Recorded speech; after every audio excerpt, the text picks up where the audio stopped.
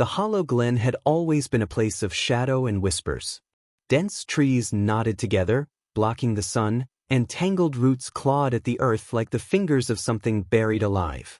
Travelers avoided the glen, for it was said that within its depths lived a witch, one who could speak to spirits, call upon storms, and bend the will of the forest itself. Sir Edwin had never feared legends. As a knight sworn to the service of King Roderick, he had faced brigands, monstrous beasts, and even the dark creatures that prowled the forgotten corners of the world. But now, his kingdom was under a threat no sword could vanquish. The king had been poisoned, a slow, creeping curse draining his life away. The court physicians were powerless, and the high priests claimed it was beyond the god's mercy. In desperation, Edwin had set out for the hollow glen, seeking the one power left untried. His journey was long, and the deeper he ventured, the more the woods felt alive. Shadows moved even when the wind was still. He heard whispers that did not belong to any living soul. Yet, it was not fear that gripped him. It was the knowledge that he was trespassing on something ancient, something that did not welcome outsiders. After what felt like an eternity, he found it, a lone cottage standing amidst a grove of gnarled trees. Vines curled around its frame, and strange wooden totems hung from the eaves. A single lantern glowed in the window, its light too warm, too steady for a place such as this. The door opened before he could knock. She stood in the threshold, the woman they called the Witch of Hollow Glen. She was no crone, nor the monstrous hag of the villagers' stories. She was young, or at least, time had not withered her like it had the trees around her. Her dark hair was streaked with silver, her eyes sharp and knowing. "I knew you would come," she said, her voice as soft as the rustling leaves. "They always do when the world has turned its back on them." Edwin knelt, not out of reverence, but out of supplication. "The king is dying. I need your help." She studied him for a long moment, then turned and disappeared into the cottage. He hesitated, then followed.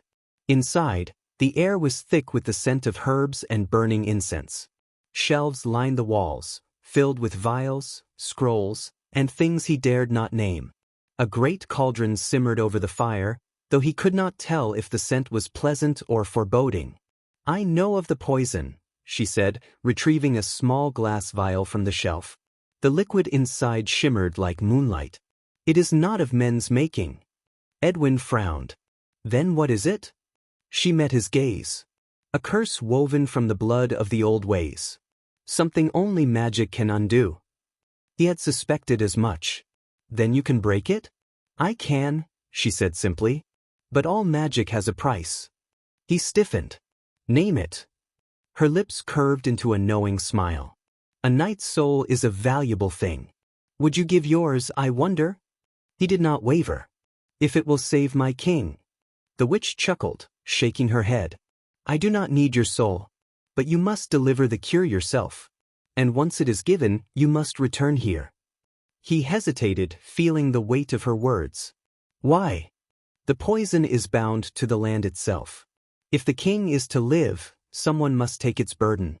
If you do not return, it will take root in you instead." Edwin's breath caught. A slow death, just as the king had suffered. "Then I will return." She handed him the vial. "See that you do."